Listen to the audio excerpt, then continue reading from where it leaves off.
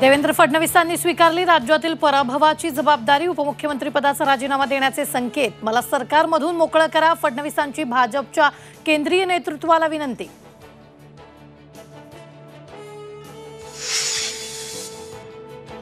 सरकार बनवण्यासाठी एनडीएला 7 जूनला दावा करणार। नरेंद्र मोदींची एनडीएच्या नेतेपदी निवड। एनडीएच्या घटक पक्षांनी दिली पाठिंब्याची पत्र।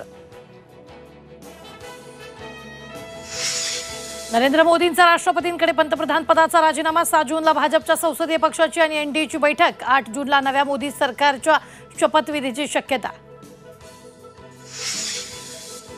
नितीश कुमार आणि चंद्रबाबू नायडूंनी एनडीएला समर्थनाचं पत्र दिलं। सूत्रांची माहिती तर मंत्रिपद पदरात पाडून घेण्यासाठी चंद्रबाबू दबाव आणतात चर्चा। लोकसभाध्यक्षपद, अर्थ आणि कृषी खात्याची मागणी केल्याचा दावा।